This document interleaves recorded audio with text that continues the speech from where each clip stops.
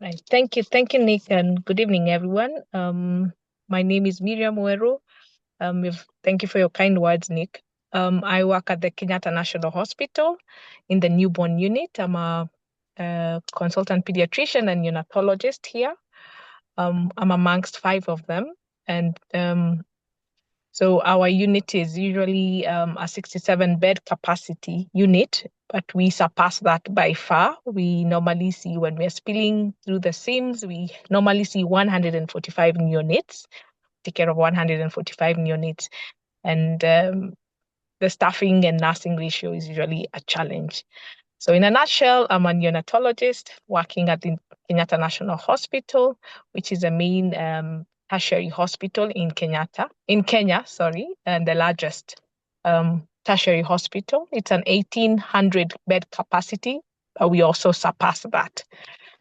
Thank you, Nick, and over to you. Yeah, thank you. And those are powerful numbers. 69 beds and 150 neonates with only five neonatologists means that you're always on call and always working Yeah. almost. And this was also how I know you, of course. Um, can you share a bit more how that's like Mhm. to deliver care in such an environment? What are Mm. how does it look like? How well equipped is it? Can you tell a bit more about that? All right. Thank you. Thanks, Nick. So, our neonatal unit has two ICUs. It's a 10-bed capacity, but at any one time, we're able to ventilate only seven babies. And this is because we only have seven ventilators. So we are not using our newborn unit into full capacity. And we also spill over to the surgical newborn unit when we need ICU care. So we have seven babies at any one time. And we then have nurses who are not usually enough for our babies. For instance, a nurse can be nursing 20 babies in a day in an in a high dependency unit. And it can quite get chaotic for the nurse. And we also have residents with us who are training to be pediatricians. And so they also are part of the staffing. And at times, monitoring of our patients can be a challenge because of that ratio, staff patient ratio. We normally have, other than ICU, NICU, and NHDU, we normally have rooms where we manage babies who are relatively stable but just need antibiotics. The bigger term babies. So we have other rooms which are usually spilling over to 15, 20 babies, and they're quite congested. And we share incubators in our unit. We share cots, so you can find an incubator has 2 to 3 babies. A cot can have two babies, at most three, and that's not the ideal. So our equipment in terms of our where we keep our babies, because we are spilling over, we are crowded, and that is not good for our infection control. So that really can make so we normally want have monthly mortality and morbidity audits to see how we are doing. And when we are spilling over, you can imagine what the outcomes are like, and trying to track and take care of these babies. Having said that, it is we still get with the team that is here, we need to work towards improving our outcomes. And it's been a journey, and it's still a journey in getting our outcomes getting better. And we have quality improvement health indicators that we've been trying to improve over time, our infection prevention measures and so forth. And so we do also get good outcomes despite the challenges, and that's what keeps us going. We keep doing what we need to do and keep advocating for our babies and advocating to the management. For our equipment, they're not enough for our babies, and at times you find that we tend to have equipment that is just lying in a room that could be used to house or to nurse these babies. Why? Either there are no accessories or a biomedical team is not able to fix it. And so we have, sorry to say, a graveyard of equipment that we do not need, and we have been working on that with the management, and they've been very, very extremely supportive in trying in us not trying, they are actually doing it in us getting this equipment and this obsolete equipment out. So in a nutshell, we have our challenges and we also have our wins. We have our kangaroo mother care unit. We have a 10-bed kangaroo mother care unit for the stable preterms. And last year we launched another 10-bed immediate kangaroo mother care unit. So it expanded our kangaroo mother care to 20. Ideally, we should be having a 40-bed capacity for our unit for the hospital for kangaroo mother care. So we are looking forward as we advocate for our babies for the support that the management is giving us and looking forward to improving our outcomes. Thank you, Nick, and over to you. Yeah, so I thank you for this extensive explanation on what it's like in the ward, and I had the honor of visiting the facility, and I can really confirm that it feels crowded and chaotic, and it's a really challenging environment to work, which I think it was even more challenging than the environment where I work because the most critical patients end up going to Kenyatta, and if you imagine how few resources there are. It's a real challenge. And what I really find inspiring in your story back then, but also now, is that in spite of the challenges of just delivering this care, you're constantly looking for how to improve things and seeing the bright spots, building it one step at a time. So maybe very shortly, I think you have played a pivotal role in bringing Impala to Kenyatta. Could you very briefly share like what your role in that was, and also I'm proud that we actively collaborate since March. Can you briefly share on how it has been changing care Mhm. in Kenyatta? Thank you very much, Nick. So we are fortunate enough to have Goal 3 come to Kenyatta.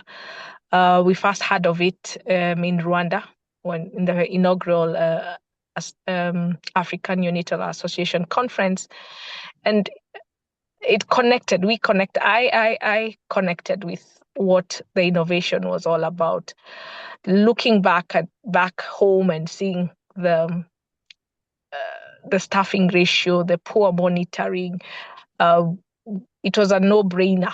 It was to come back home and talk to management.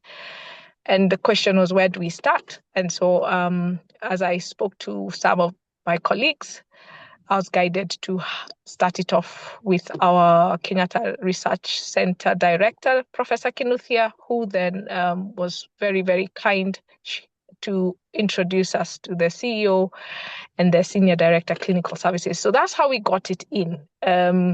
We told them, this is going to be a game changer, and we already have data. So we used data to also speak to them. And also the fact that Goal 3 is also research oriented. So that was a no-brainer, and use that research. And, I said, if this has happened in a similar place, similar setup in Malawi, in Tanzania, in Rwanda, surely this can happen, can take place here, and we can improve our care. So we brought it in. And so when we brought it in, first we were very humbled that they accepted it and they got onto it. And so the day came for training of our staff. That was also another prayer point. You've seen it, you've had it. So how will the team take it at home? And they were overwhelmingly supportive. So we got them trained by the Goal 3 trainer, and that took about a week. It was actually 3 days, and with the wisdom of our matron, she made sure that 90% of the staff, we're over 100 in the newborn unit, got trained in Goal 3. And so those who were coming out from night calls would come in. And so anyway, they got trained. They loved it. And I was having this heartwarming feeling as I was seeing this process take place, and quite humbling. And so they owned it, and they really felt, you know what, this is what we have badly needed, because we did not have enough monitoring tools. And you can imagine the moral injury that goes with losing a baby and not knowing what was happening, as much as you're trying to do your very best. And you hear the nurses tell you, I honestly feel like I let this baby down. I don't, the documentation is not there, then doctors and so forth. So it was embraced wholeheartedly. And after the training, the monitors were up and going, and the nurses were so happy, and the residents who were training to be pediatricians were so happy, and also the consultants. We also trained the consultants, and it was fully embraced. Now, after embracing it, now quickly on the ground, the rubber met the road, and so our babies were quickly put on the monitoring, and our documentation has improved.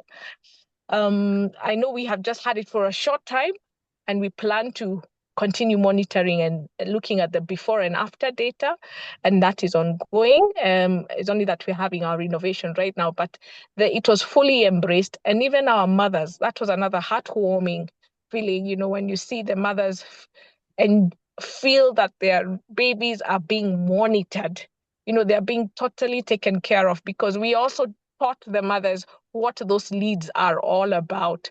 What is that? Those numbers, because we didn't have the monitors by the bedside of these babies who need to be monitored continuously. And so they felt indeed the quality of care has also improved, and they embraced it. And they would even tell you, oh, the SpO2 went down. And for me, that's also heartwarming, where they're also part of the caring of these babies. And you see that promptness. So everybody is prompt. The tablet that is by the bedside, the nurses are able to quickly look at a glance and say, oh, the baby bed number 2 is red, bed number 3 is yellow, and intervene and quickly stand and go look. And if it's green, they would even stand and go see and say, okay, it's a technical bit. Maybe the SpO2 monitor is not working, and the residents will quickly rectify it. And then the central process, the CPO, the bigger screen, when we are happy, when there's no green, red, and it's continuously changing, and there's promptness. For me, that means a lot, knowing what we've been through, and also that peace, this peace that has come in our unit, in those rooms, and there's joy. You see them smiling, you see them calmer, and the anxiety is less, but we will keep monitoring that and encouraging. So it has also been embraced by Kenyatta being a training center. We also have neonatal nurses who are being taught on neonatal critical care,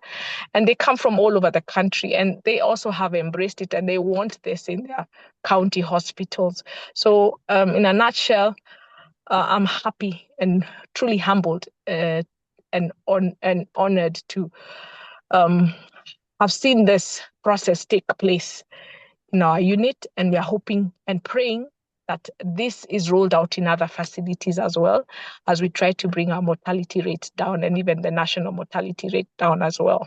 Thank you, and over to you, Nick.